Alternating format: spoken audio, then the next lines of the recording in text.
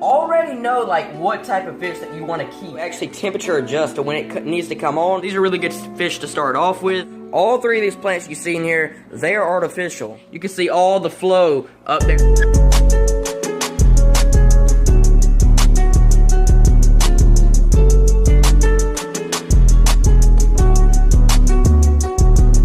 What is up, you guys? Welcome back to another video, and today I'm going to be talking a little bit about like how to get started into keeping fish and all that, whether it's a small tank or whether it's a big tank. Also, you guys be sure to stay tuned in this video because I'm going to be talking about a video that me and the troll are going to be doing this weekend. So guys, this is just a tank island, a pretty common tank for people who are just getting into it.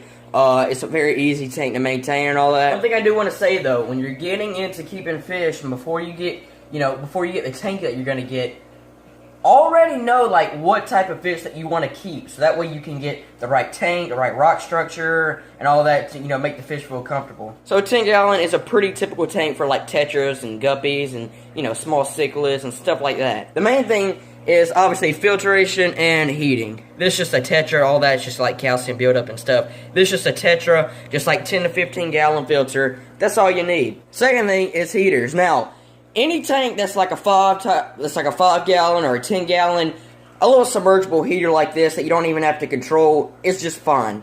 Now obviously I don't have one in here right now because I was doing some work on this tank, so I got to put it back in here. Basically what this thing will do, it'll actually temperature adjust to when it needs to come on. It'll have a little red light that comes on, it'll heat the water, and then it'll go off. As you can see, there's no way on here that you actually control it. It controls itself. Another thing is aeration. As you can see, there's a big bubble on in the back there. You can get, the big air stones. You can get a bubble one. It doesn't really matter. Now, in a minute, I'm going to show you a big tank that actually doesn't have any, like, bubbles or anything like that in it. It's got a power head, and I'm going to talk a little bit about, like, what the power head does, something that the bubbles don't do. Now, whether you want to keep live plants or not, that's up to you. You don't have to. Tetras and stuff like that, they're just fine with artificial. They can be kept with live plants or artificial. The two plants right there, they're artificial. Now, if you are thinking about keeping live plants, it is important to get, like, the right type of lighting, of course. Live plants can be very beneficial to your tank. I'm going to show you a big tank with artificial plants, and I'm also going to show you a big tank with live plants in it. I don't really do a lot of live plant keeping. I really don't do a lot of, like, artificial plants in my tanks either. If you are thinking about keeping live plants, really the best bulb for like a smaller tank or something is just like, the big long fluorescent bulbs. Those are really going to be the best type of lights you can put in there. Or you can get like special lights just to like keep your plants like just right. Like I said though, live plants are up to you. Whether you go with a gravel or sand, it doesn't really matter honestly. Honestly, like tetras, they're some of the easiest fish to keep. These are really good fish to start off with. Now onto the big tank, okay? So we just looked at a 10 gallon. This is a 55 gallon. All three of these plants you see in here, they are artificial. And also, as you can see in here, there's no bubble one. There's no bubbles or nothing. But there is a big wave maker. The wave maker's like really good in bigger tanks and stuff like that. You can see all the flow up there. They really help with the filters of pushing water around and stuff like that. If you have a wave maker, I would definitely recommend having some kind of bubbles in here. But that's the only reason why I don't have a bubble one in here.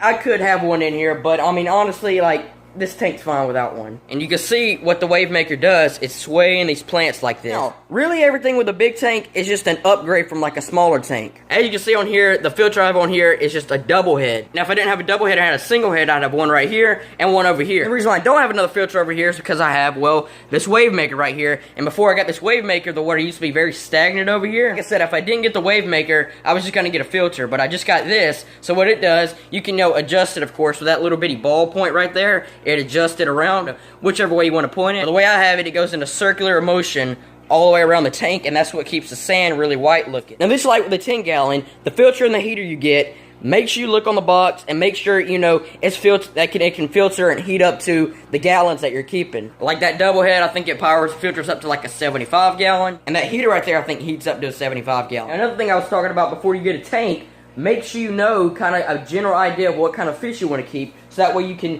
pick out the tank size and also stuff and also structure that goes into the tank.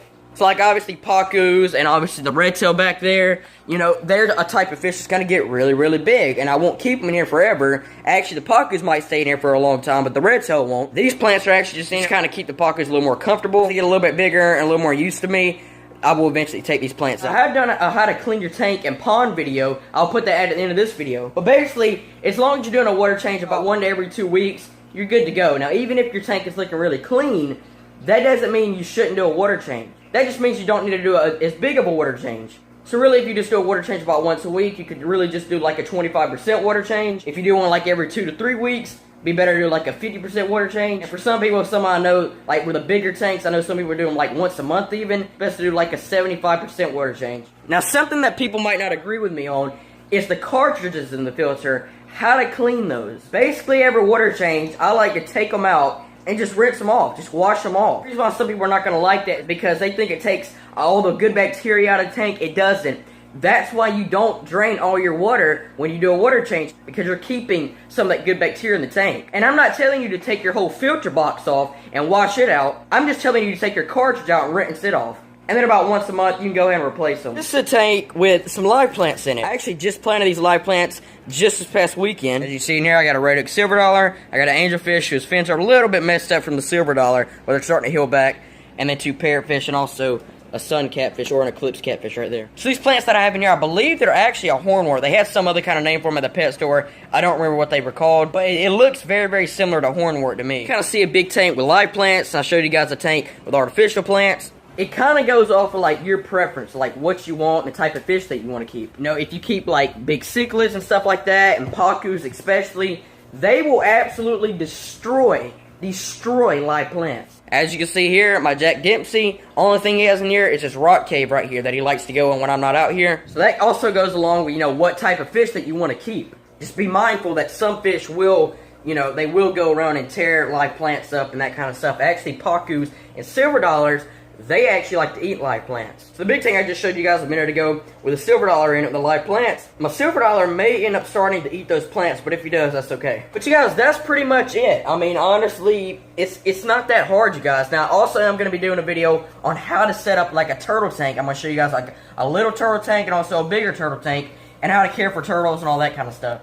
Also, you guys, for 100 subs, me and the troll this weekend, we are going to be going back to the hunting shed and doing another overnight challenge there. So be sure to watch that video. But anyways, guys, that is in the video. I hope you guys enjoyed the video. Hope you guys learned some things about the video if you're thinking about getting into keeping fish and that kind of stuff. Like I said, I will be doing like a turtle tank video as well. But anyways, guys, with that being said, guys, I'll see you all in the next video. Peace.